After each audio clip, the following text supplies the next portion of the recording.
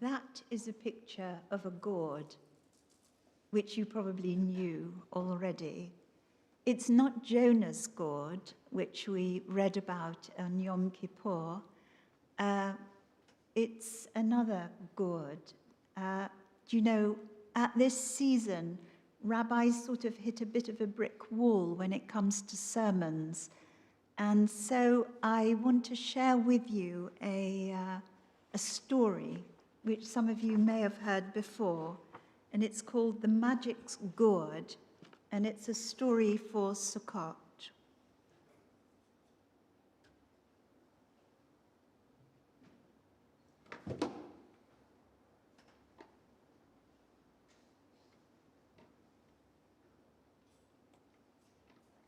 Once, long ago, there was a young couple who were truly in love. Sorry, I just have to.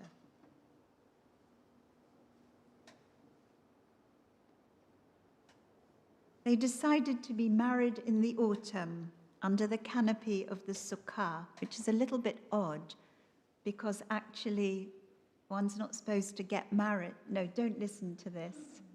I know your anniversary has been this week, but you're not really supposed to mingle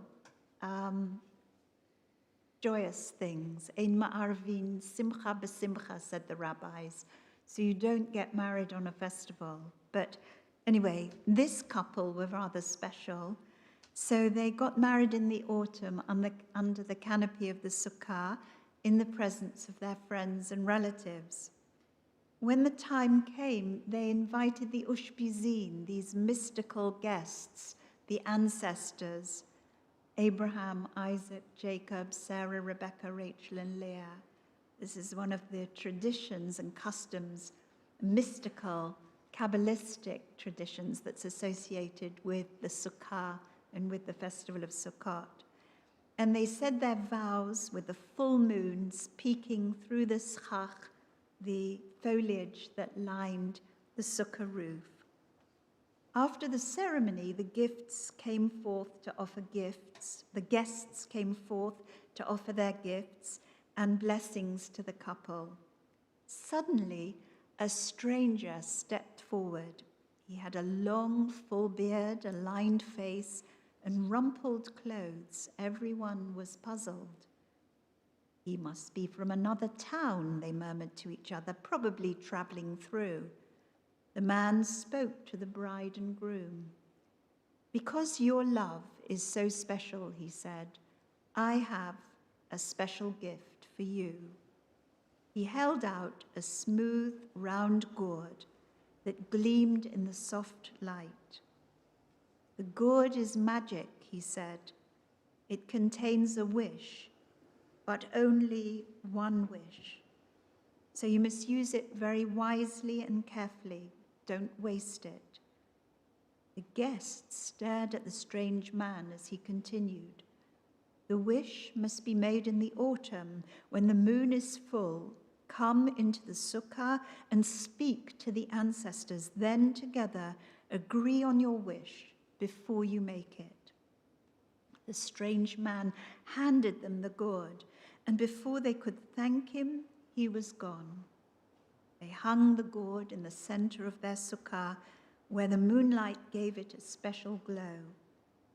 Now it so happened that a greedy man among the guests overheard the story about the magic gourd, and that night he crept into the sukkah, and in the wee hours of the morning he stole the gourd and replaced it with another that looked identical, but was as empty of wishes as the air. On the way home in his wagon, he was so excited, thinking about how the gourd would make him rich, that he forgot to look where he was going. He drove his wagon off the road into a mud hole, where its wheels became hopelessly stuck. The more he tried to get out, the deeper he sank. Finally, in desperation, he yelled, "I wish I was out of this mess." Instantly, he was on dry land. and the single wish was wasted and gone forever. Meanwhile, the young couple started their life together. When the winter rains came, they brought the gourd into their home to keep it protected throughout the year. In the autumn, they hung it in the center of their sukkah, thinking, of course, that it still contained a wish. Everything went well with them for a few years, but after a while their business began to fail, and they had trouble making ends meet. That year, on the first day of Sukkot, the woman turned to her husband and said, "I think it's time to use our wish. If we could only get on our feet financially, I think everything would fall into place." Her husband agreed. That evening, they went into the sukkah and sat for a while in the stillness. Then they welcomed the ancestors, Sarah, Rachel, Rebecca, Leah, Abraham, Isaac, and Jacob. They invited the spirits of their grandparents and all those who had come before them. When they felt their presence, they spoke to their ancestors silently. When it was time to make their wish, they placed their hands on the gourd. The husband spoke. "I've been thinking, maybe if we concentrate on our work and we work together a little harder, we can make a go of it without wasting this wish. We might really need it later." His wife nodded, so that night they ate dinner in the sukkah under the stars without using the wish. From that moment on, they concentrated on working together and working harder until the business began to improve. After a time, they were earning plenty of money to get by. A few years passed by, and one day the husband said to his wife, "There is only one thing missing from our life." She knew just what he meant: a baby. So again, they entered the sukkah on the full autumn moon and sat in silence. They invited all the ancestors and waited until the sukkah was filled with holiness of those who had come before them. When they put their hands on the gourd, ready to make the wish, the wife spoke. "You know, I think we should be patient. Perhaps if we pray for a child, we may be blessed with one. Who knows? We might really need the wish another time." And her husband agreed. And so they prayed for a child and waited patiently, and eventually they were blessed with a baby.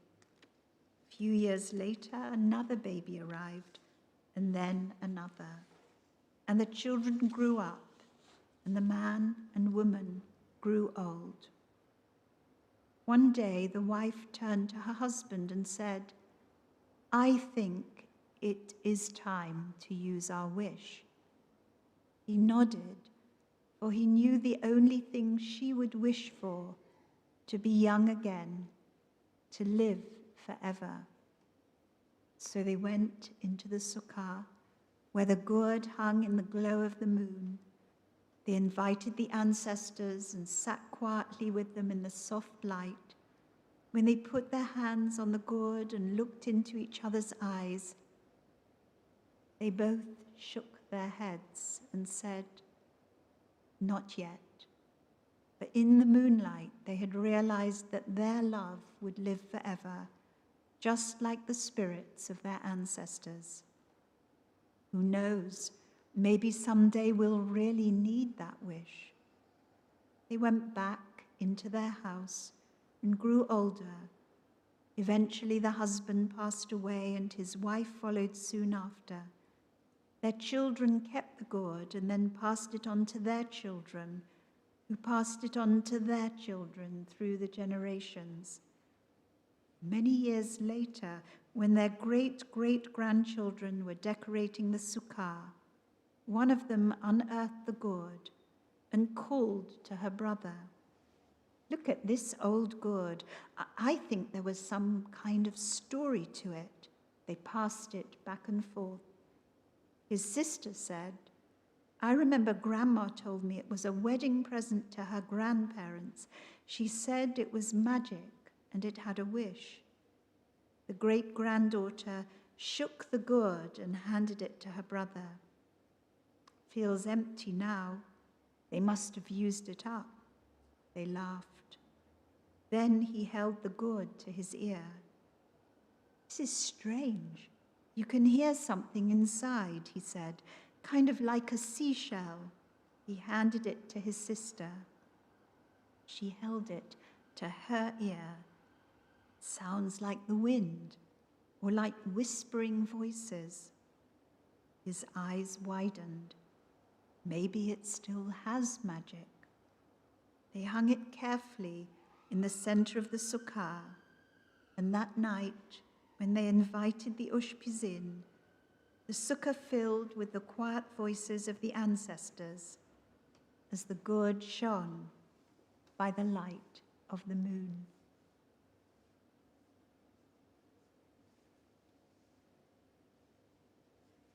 Who do you think the mysterious guest might have been? Could have been Abraham. Yes? Elijah. Yes, it could have been. I mean, who knows? Elijah, who went up to heaven in a whirlwind and never came back, and is often the subject of folk stories like this. So it could have been Elijah. Yeah. It's a beautiful story, I think, quite moving.